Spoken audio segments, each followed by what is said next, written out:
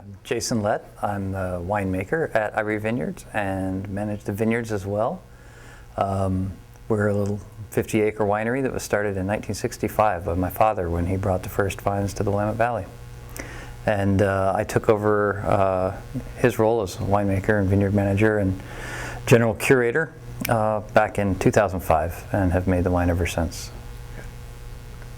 So we're doing this documentary for the IPNC, the 25th anniversary. What's your earliest memory of the IPNC? My earliest memory of the IPNC was the first year that they did it, when I wasn't actually here. I was working in and playing in Burgundy as a 17-year-old summer sort of intern at Domaine Drouhin in Burgundy. And I really remember the sense of excitement about the IPNC, and it was a really great point of view because it was coming from the other side of the water.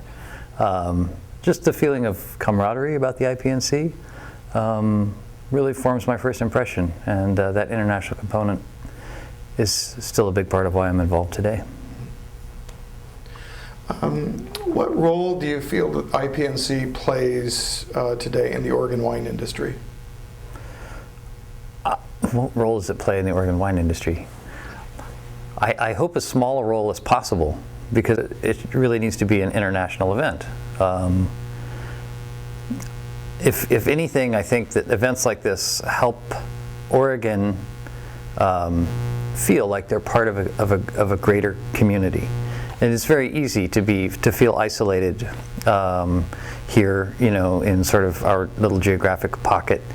Oregon makes up, I think, less than 1% of the total wine production in the United States. And so it's very easy to feel, to either get an overly great sense of self-importance because you're a few growers in an isolated area and all you have for reference is each other. Or conversely, it's easy to feel like you're completely overlooked. And so the IPNC actually helps give us a frame of reference every year about what's important about being here, but also what's important about Pinot Noir in the greater scheme of things. So how is the IPNC unique from other wine and food events throughout the world? Well, that's a good question. I don't attend many other wine and food events throughout the world, but I certainly attend, do a lot of smaller kind of things like winemaker dinners, around the United States, and have also worked overseas. And the IPNC is a point of reference for at least one or two of the guests at every event that I do. And so it's a very important way of linking Pinot lovers and Pinot growers and Oregon all together in one coming together. So how do you, as a winemaker, how do you participate in IPNC? What happens when, because I think they rotate who participates. So how does that rotation happen, and then what is your participation like when you do participate with IPNC? That's a big question, and I'll break it down first of all by the rotation. So the rotation is just based on wineries kind of tasting in. There's a committee that tastes the wines. It was really important early on that the wines that are presented at the event represent Oregon in its best light, and also other producers. So domestic, everybody has to taste in.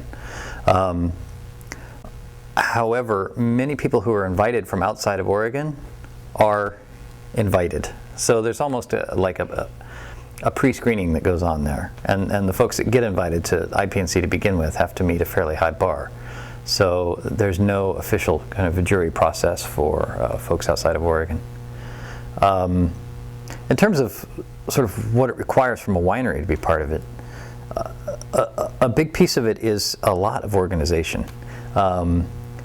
And so we serve as hosts not only to winemakers from other parts of the country, but also people coming to the event who may have never come before, as well as wine writers and people who write about wine are very knowledgeable about wine, who are looking to get a deeper understanding of Oregon wine.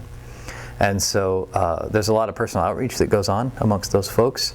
And recently, IPNC has done a really good job of very formally making introductions between newbies, people who've never come to the event before, and so they have a winemaker who can kind of show them around and show them the ropes.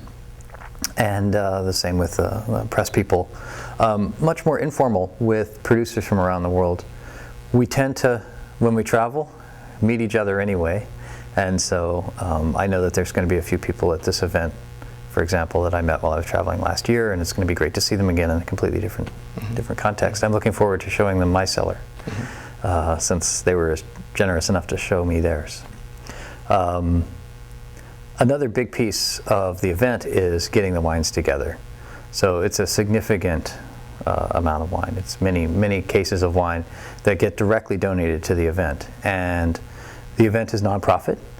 The sole purpose of donating these wines is to further people's appreciation of Pinot Noir and hopefully to introduce a few potential customers to the wine. But that's really almost secondary, because the idea is more to talk about Pinot Noir first, Oregon second, and then the third down the line comes the individual producer. So when you're paired with someone, I think we were talking with, is it Roland the other day, who was paired with a California wine grower. How early does that conversation start about if you're going to be hosting with them or something like that? How early do you start that process? It's really good to get started at least 6 months ahead of time. There are so many kind of logistical things that need to fall into place in terms of making sure that things get posted on time. A lot of people will go ahead and buy their ticket for next year's event the year before. And so, many folks even have their plane tickets figured out in December or November prior to the event. So winemakers their schedules tend to be determined by what's going on in the vineyard. And foresight is not our strong suit. So this really requires us to step outside of kind of our normal being driven by Mother Nature mode of action into actually having to be self-disciplined about getting the word out on time. Okay. As a member of the second generation, do you feel responsibility to ensure the continuation of IPNC? How do you feel about that? Well, that's a very good question. I do feel that IPNC needs to be continued, but for me, what's most important about continuing IPNC is the I.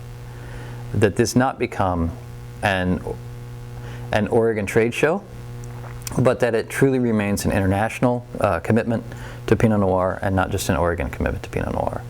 And so I think that the event will continue to be relevant past my generation and to the next after that, as long as we can keep the I in IPNC. Mm-hmm. So this year was my first year as a board member at IPNC, and before I signed on, I made it clear that that was a goal of mine, and nobody had any arguments. So it's a good group of people to work with. Now, your father was involved in the first IPNC as well. So can you describe what his role was a little bit? Well, like I say, I was out that summer, and I was also 17 at the time. So, what my parents were doing was not necessarily the first concern of mine. But there was a core group of people who were interested in wine and food. These are wine growers like the Ponzis. These are chefs like Nick at Nick's Cafe, and so a lot of these conversations just grew out of sort of stuff that was happening over the dinner table, and it became more and more clear. And probably not the best person to give you a first-hand account of what it was that led to the inspiration for this, but it became clear that sort of putting together a festival that really focused on Pinot Noir would be a good way to help all producers. Pinot Noir was not the household name that it is now in 1987. And I think one reason why Pinot Noir is a household name in 2011 is because of the commitment of Pinot Noir growers to work together and to talk about what it is and why we love making this variety. So you mentioned the international component. Talk about why that's so important to you, that international component be the major emphasis.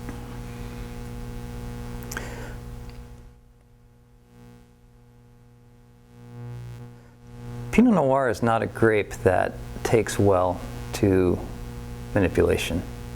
There are other varieties that you can push and mold and bend to your will, but not Pinot Noir. Pinot Noir has a very different expression depending on what climate it's grown in and what the slope of the hillside it's grown on is, and how tight the people fasten the hoses together when they transfer the wine, and the mineral content of the soil, and whether there was wind on August 15th or not. And so all of these factors make Pinot Noir into really one of the most expressive and fascinating grape varieties out there. How cool is it to be able to take all these factors together, and you would think that they would lead to an incredible diversity of wines, and that there might be no relation between any of them. But what happens when you pull the international crowd together is you realize that in spite of the expressiveness of Pinot Noir and how vocal it is about how it's been brought up, there is a basic similarity between these wines, and as you're tasting through, some you like more, some you like less. But what I always find, and this is very interesting about Pinot Noir, is that sort of like the way that a conversation can transcend a language barrier, Pinot Noir can also transcend a language barrier. And you may you may not understand French, but if you're drinking wine from a French winemaker and your personalities click, your palate will click with that wine. And so that to me is what's really important about the international component, is that it's a way to foster communication in a completely nonverbal way, and mediated by this this wonderful wine that comes out of dirt, ages in wood, and winds up in glass. It's amazing. So what have you taken away personally as a result of your participation at IPNC? A lot of IPNC is about relationships and exchange of ideas over the years, and we've had quite a few people talk about the relationships they've had, or even the volunteers talking about new ideas they've learned in the kitchen, in the serving wine. So what do you take away personally from IPNC over the years, and those ideas and relationships? So what I take away personally from IPNC are the relationships that get built with folks. And case in point, at the first IPNC, Larry McKenna from New Zealand came up. Might have been the second, but he was here one of the very, very earliest ones. And 10 years later, my wife and I went to New Zealand and worked for Larry. And we wouldn't have had that opportunity had my father not made that connection with Larry early on. So certainly that personal component between winemakers is important. There are also customers who have been longtime IRI customers who I see at IPNC every 2 or 3 years, and they might live on the other side of the country. And so for me, it's a great way to keep track of people and to see pictures of their kids and now their grandkids. It's a communal feast for 3 days.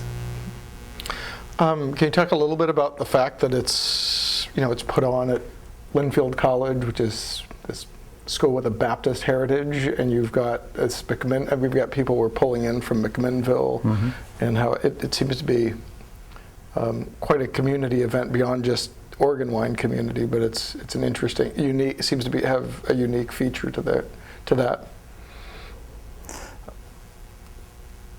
I think the reason that Linfield College was selected for the first event was just because it's so beautiful. Second, there are facilities here that allow a large group of people to come together. And how lucky are we here in this little town of McMinnville to have a resource like this? A gorgeous campus that's equipped exactly for the sort of thing we do.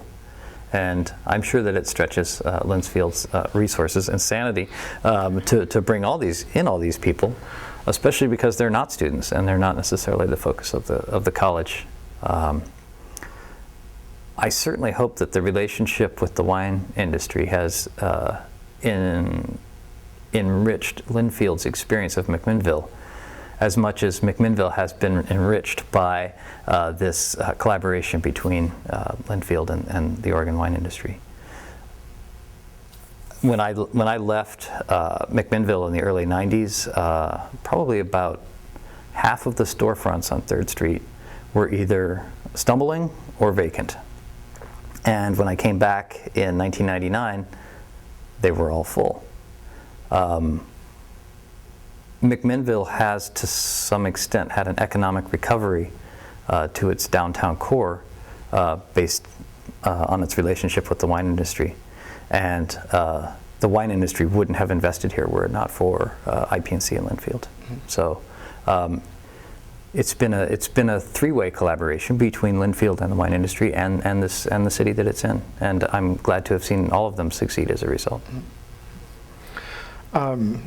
Do you have any memorable IPNC stories that you'd like to share? Is there anything that you we had some interesting, I think the Ponzis talked about a pretty famous wine critic who got shut out of one of the dinners, but who was pretty good humored about it. And we've had a couple of backstories being told from the volunteers. Do you have any story you'd like to share with us about that?